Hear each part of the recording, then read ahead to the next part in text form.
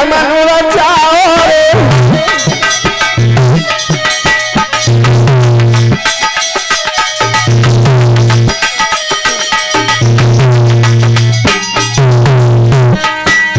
कसवट बाबे खाना अलग हम रचाओ रे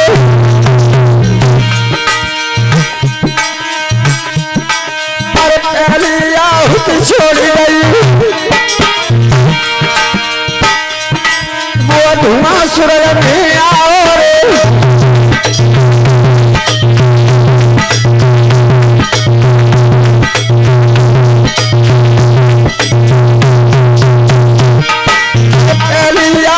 छोड़ गई धुआं सूरज में आओ रे तम्मा जब ध्यान करो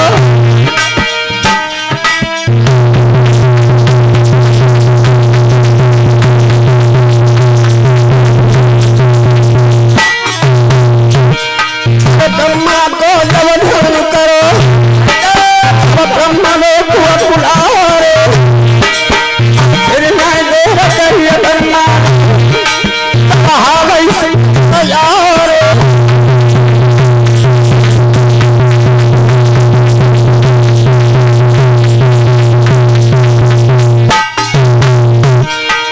फिर मैं देर करिए ब्रह्मा कहा वैसे जाओ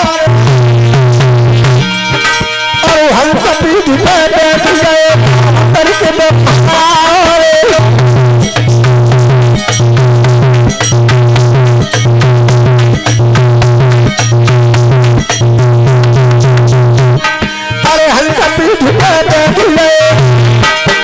उतर के ब्रह्मा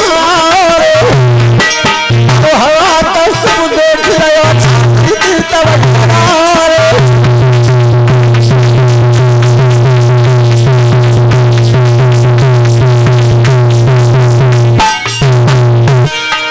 हवा का सब देख रहे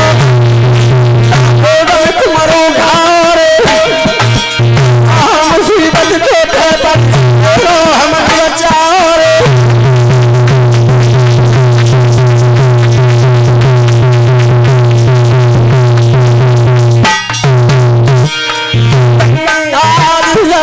कथा सुनाई और ध्यान सुना पुराई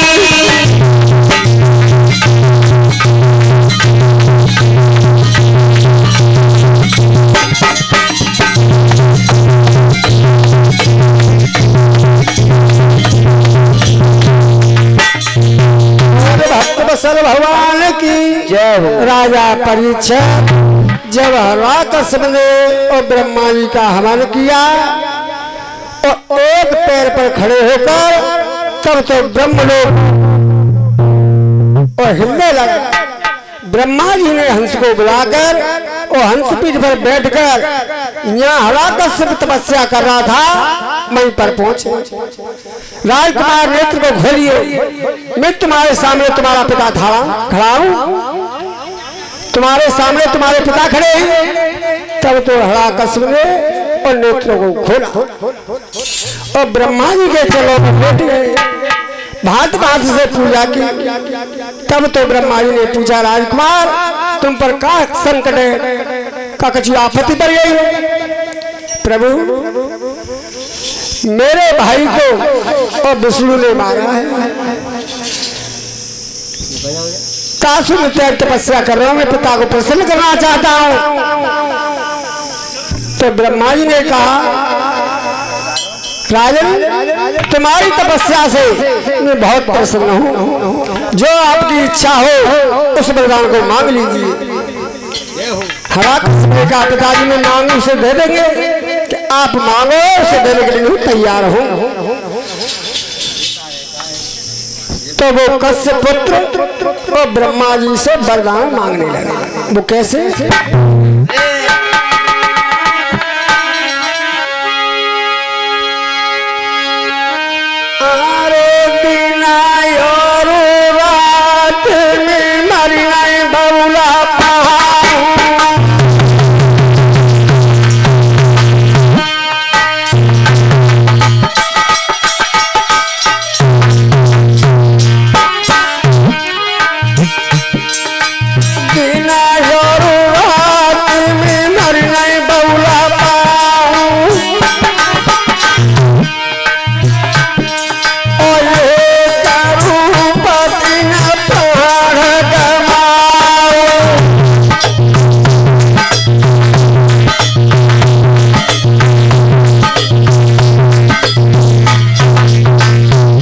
पिताजी मुझे ज्ञान देना चाहते हो तो सुनो।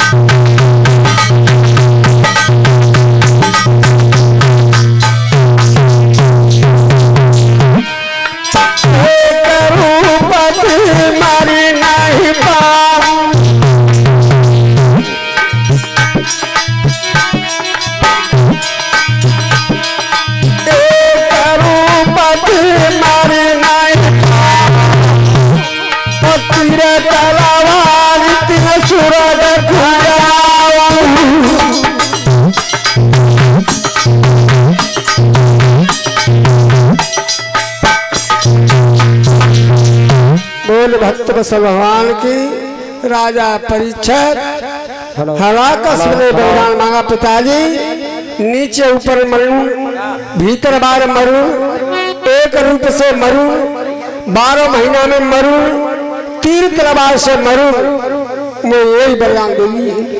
तब तो ब्रह्मा जी ने और कहा पुत्र ऐसा ही होगा। राजा परीक्षित वो ब्रह्मा जी हंस पर बैठकर अपने मार्ग के लिए चले गए। कश्यप पुत्र कश्यप और वापस होकर के आया। जब अपने भवन के भीतर पहुंचा तो विचार करने लगा कि अब तो हुआ जय है, अब विष्णु में कुछ करेगा वाला। तो अपने भाई के बदले पटाने के लिए अब मुझे क्या करना चाहिए? अब तो भीतर का परिक्रमा देना चाहिए कि कोई विष्णु का नाम तो ना ले रहा। ऐसा समझकर वो हलाकस क्या करता था?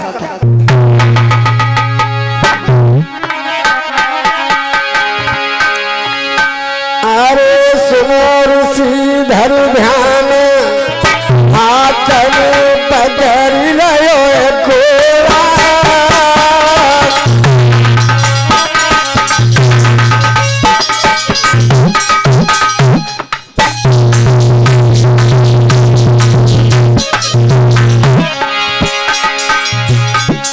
सुनो ऋषि धर ध्यान, हाथ में पकड़ लो और बाज भयो ये सवार बढ़ाए दो जंगल को घोड़ा। भैया बाज भयो ये सवार बढ़ाई दो जंगल का घोड़ा। अब बाज भयो ये सवार बढ़ाई दो जंगल का घोड़ा। और बाज भयो ये सवार बढ़ाई दो राजा घोड़ा। अब बाज भयो ये सवार बढ़ाई दो राजा घोड़ा। भैया बाज भयो ये सवार बढ़ाई दो राजा घोड़ा। अरे संग हेलन किया, अरे सब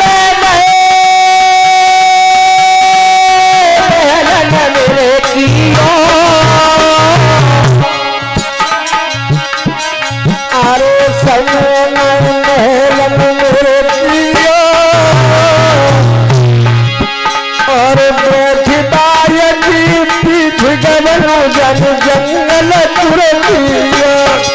भैया बैठ बाय की पीठ गवन जब जंगल पापिया। भैया बैठ बाय की पीठ गवन जब जंगल पापिया। जब आकाश और बाल की पीठ पर बैठकर भूतर का परिक्रमा देने लगा कि मेरे दुश्मन का नाम तुम्हें को जब आगे के लिए चला तब अरे भजन में गाफिल हुआ, अरे भजन में गाफिल हुआ, अरे भजन में गाफिल हुआ और एक बारियती खोल के नारायण कैरो सुआ। भैया एक बारियती खोल के नारायण कैरो सुआ, भैया एक बारियती खोल भजन पे बैठ गया सुआ।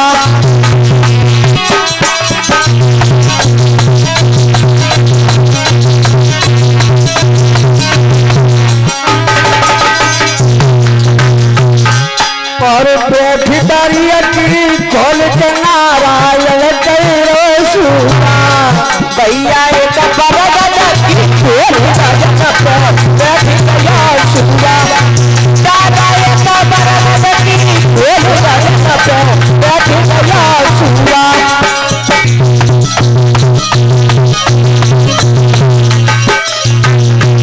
और एक सूची और है कि 101 रुपया की हारमाला से हमको सम्मानित करते हैं शौर्य दालचंद के नाती और 10-10 रुपया हमारे मंडल के लिए।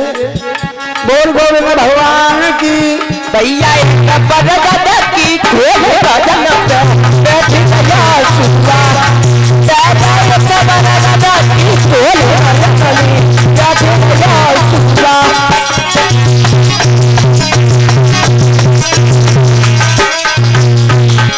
जब हलाकस ने देखा कि बड़ी खोल में बैठा हुआ सुआ का बच्चा और नारायण नारे कर रहा था तो एकदम घोड़ा को रोक दिया और हलाकस ने समझा कि मेरे सगुन को मेरे दुश्मन का नाम ले रहा है और तलवार हाथ में लेकर और खड़े होकर वो बोला, अरे पापान पापी, तू एक पक्षी है और मैं मनुष्य हूँ, और तू मनुष्य होता तो मेरा खंजर होता, तेरा सर होता। मेरे दुश्मन का नाम ले रहा है, ऐसा समझकर क्या करते थे?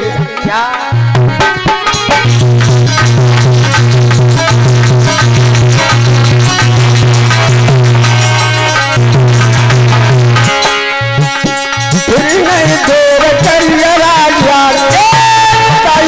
घोड़ा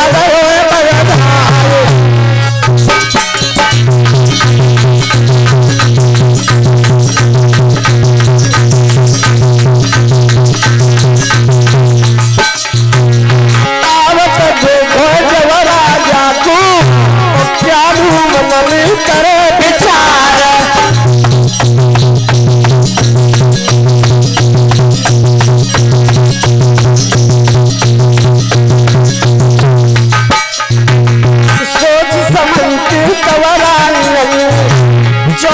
पलका दो बिछाए हाथ पकड़ के सैया को ताखन भमन तू गई निवार।